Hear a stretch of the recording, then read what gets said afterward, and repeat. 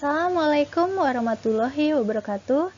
Di video kali ini kita akan membahas tentang teks hikayat atau biasa kalian kenal dengan cerita rakyat. Silakan ditonton sampai selesai ya videonya. Nah, sebelum kita masuk ke dalam materi teks hikayat, di sini ada kompetensi dasar yang harus kalian kuasai. Yang pertama itu kalian harus bisa mengidentifikasi nilai-nilai dan isi yang terkandung dalam teks hikayat tersebut. Kemudian kalian harus mampu menceritakan kembali isi cerita rakyat atau hikayat ini yang didengar atau dibaca.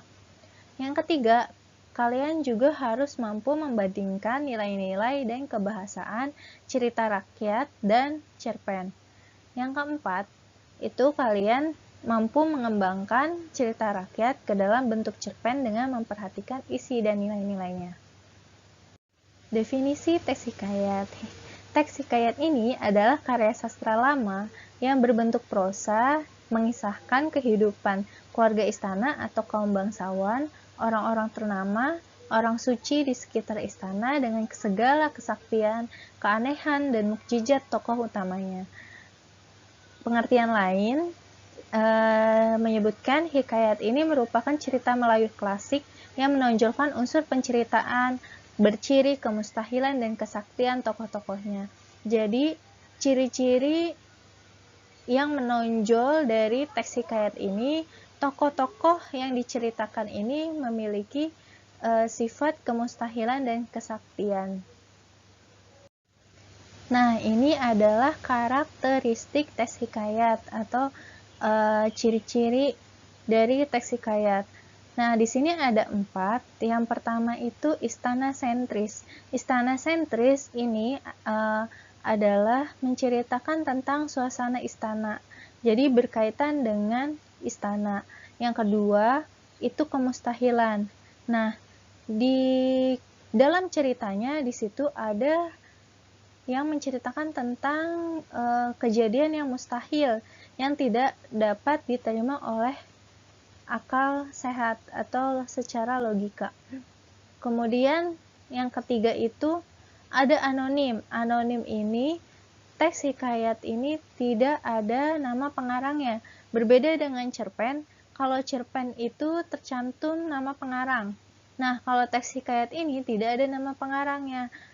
Kenapa? Karena teks hikayat atau cerita rakyat ini biasanya pada umumnya dulu itu tersebar dari mulut ke mulut. Jadi tidak jelas siapa orang pertama yang membuat cerita tersebut. Makanya cerita rakyat atau teks hikayat ini anonim, tidak ada nama pengarangnya. Yang keempat, ada kesaktian tokoh. Jadi di dalam cerita teks hikayat ini digambarkan tokoh itu memiliki sebuah kesaktian. Jenis-jenis teks hikayat di sini berdasarkan fase historis atau sejarah. Yang pertama ada hikayat berunsur Hindu, contohnya hikayat Pandawa V dan hikayat Sri Rama. Yang kedua, hikayat berunsur Hindu Islam. Nah, contohnya hikayat Jaya Lengkara, hikayat Si Miskin, dan hikayat Indra Putra. Yang ketiga, hikayat ini berunsur Islam. Contohnya hikayat 1001 Malam dan hikayat Qomar Al-Zaman. Lalu ada juga jenis hikayat berdasarkan isinya. Yang pertama, jenis rekaan. Contohnya hikayat Malim Dewa. Yang kedua, jenis sejarah. Contohnya hikayat Hang Tuah, hikayat Patani, dan hikayat Raja-Raja Pasai. Yang ketiga, jenis biografi. Contohnya hikayat Abdullah dan hikayat Sultan Ibrahim bin Adam. Nilai-nilai kehidupan dalam hikayat. Di sini nilai-nilai kehidupan itu sama seperti di cerpen, ada nilai agama, nilai moral, nilai sosial, nilai budaya, dan nilai edukasi. Nah, yang pertama, nilai agama. Nilai agama ini nilai yang berkaitan dengan ajaran agama. Biasanya ditandai dengan penyebutan nama Tuhan, dosa, pahala, surga, neraka, dan lain sebagainya yang berkaitan dengan ajaran agama. Kemudian yang kedua, nilai moral. Moral ini berkaitan dengan budi pekerti, perilaku, tingkah laku, atau tata krama. Yang ketiga, nilai sosial. Nah, nilai sosial di sini berkaitan dengan masyarakat, adat kebiasaan yang ada di dalam masyarakat. Yang keempat, nilai budaya. Nah, nilai budaya ini nilai yang diambil dari budaya-budaya yang berkembang secara turun-temurun di dalam masyarakat. Yang kelima, nilai edukasi. Nah, nilai ini berkaitan dengan pendidikan. Di dalam teks hikayat juga ada namanya unsur intrinsik, karena hikayat ini jenisnya sama seperti cerpen, yaitu berbentuk prosa. Nah, di sini unsur intrinsik itu ada 7. Yang pertama ada tema, kedua tokoh dan penokohan, yang ketiga alur atau plot, yang keempat latar atau setting, yang kelima ada amanat, yang keenam sudut pandang, yang ketujuh ada gaya bahasa. Nah, tadi kita sudah membahas mengenai unsur intrinsik, sekarang unsur ekstrinsik. Unsur ekstrinsik ini adalah unsur-unsur yang ada di luar dari cerita atau teks hikayat tersebut. Nah, di sini yang pertama ada keagamaan, yang kedua silsilah atau garis keturunan, yang ketiga ada adat istiadat, yang keempat ada latar belakang sosial budaya. Nah, tadi kita sebelumnya sudah membahas tentang nilai-nilai kehidupan dalam teks hikayat. Itu juga masuk ke dalam unsur ekstrinsik. Nah, di sini Ibu akan membahas lebih lanjut mengenai unsur intrinsik. Unsur intrinsik yang pertama yaitu tema. Tema ini adalah ide dasar penceritaan secara umum. Nah, biasanya dalam hikayat itu sebagian besar menggunakan tema kepercayaan, agama, pendidikan, pandangan hidup, adat istiadat, percintaan, atau sosial. Unsur yang kedua yaitu tokoh dan penokohan. Di sini ada 3 jenis, yaitu protagonis, antagonis, dan tritagonis. Protagonis adalah karakter atau tokoh yang disukai oleh pembaca yang biasa dikenal dengan tokoh baik. Yang kedua, antagonis, yaitu karakter atau tokoh yang tidak disukai pembaca atau biasa dikenal dengan tokoh jahat. Nah, yang ketiga, tritagonis.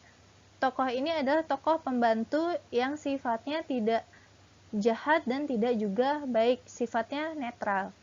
Yang unsur yang ketiga yaitu alur dan plot. Di sini jenisnya ada 3, ada alur maju, alur mundur, alur gabungan. Nah, yang pertama ini adalah alur maju. Alur maju ini menceritakan masa depan, jadi menceritakan dari awal sampai akhir.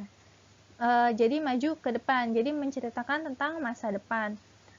Yang kedua adalah alur mundur. Nah, alur mundur ini dia bergerak ke belakang dari akhir ke awal. Nah, ini menceritakan tentang masa lampau atau masa lalu. Yang ketiga adalah alur gabungan. Alur gabungan ini gabungan dari alur maju dan alur mundur. Jadi penceritaannya ini menggunakan 2 alur ya. Jadi bisa yang pertama menggunakan alur maju dan yang kedua menggunakan alur mundur, digabungkan.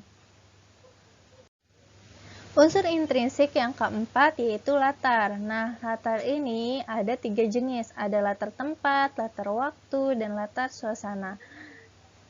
Yang pertama, jenis pertama itu latar tempat. Jadi di sini menjelaskan penceritaannya di mana, misalkan di halaman rumah, di dapur, di teras, dan lain sebagainya. Latar waktu. Nah, di sini waktunya kapan? Pagi hari, siang hari, sore hari, atau malam hari. Yang ketiga itu latar suasana. Suasananya bagaimana? Senang, sedih, gembira, terharu, dan lain sebagainya. Yang kelima, unsur intrinsik yang kelima yaitu amanat. Nah, amanat di sini biasanya itu tersirat karena berupa pesan moral yang terdapat dalam hikayat. Jadi kalian untuk menemukan amanat ini harus membacanya, kemudian menyimpulkan apa amanat yang disampaikan oleh si penulis tersebut. Yang keenam, yaitu sudut pandang. Nah, sudut pandang ini ada dua, sudut pandang orang pertama dan sudut pandang orang ketiga.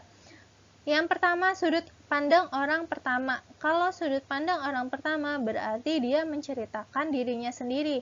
Biasanya menggunakan kata ganti orang pertama, yaitu saya atau aku. Yang kedua, itu jenis kedua, sudut pandang orang ketiga. Berarti penceritaannya adalah menceritakan orang lain. Biasanya menggunakan kata ganti dia, ia, atau menggunakan nama. Nah, yang terakhir, yang ketujuh itu gaya bahasa. Gaya bahasa ini adalah gaya bahasa si penulis. Biasanya dalam gaya bahasa ini ada majas. Nah, kita akan membahas majas di pertemuan atau video selanjutnya ya. Nah, ini adalah tugas yang harus kalian kerjakan. Pertama, kalian harus baca terlebih dahulu teks hikayat yang berjudul Hikayat Bayan Budiman halaman 121 sampai 122 di buku paket kalian masing-masing. Kemudian tentukan kemustahilan, kesaktian, dan istana sentris dalam hikayat teks tersebut dengan cara kalian tulis atau ketik bagian mana yang merupakan kemustahilan, bagian mana yang kalimat mana yang ada menjelaskan tentang kesaktian tokoh, dan kalimat mana yang menjelaskan bahwa itu menggunakan istana sentris atau berlatar suasana istana.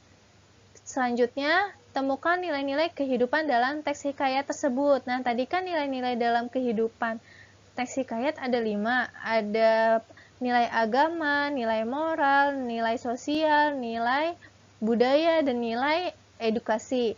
Nah, dari di antara 5 itu, tidak semua nilai ada di dalam satu teks hikayat. Jadi, misalkan kalian di dalam teks hikayat tersebut hanya ada 2 nilai, yaitu nilai agama dan nilai budaya saja. Ya sudah, kalian tulis nilai, hanya ada nilai budaya dan nilai agama. Nah, bagian mana atau kalimat mana yang merupakan nilai agama? Nah, di situ kalian tulis atau ketik. Terus kemudian nilai budayanya yang mana, kalimat mana dicantumkan juga. Begitu ya. Kalau kurang paham atau kurang jelas, silakan boleh menghubungi ibu secara langsung. Cukup sekian penjelasan tentang teks hikayat pada video ini. Nantikan video selanjutnya. Semoga bermanfaat. Terima kasih. Wassalamualaikum warahmatullahi wabarakatuh.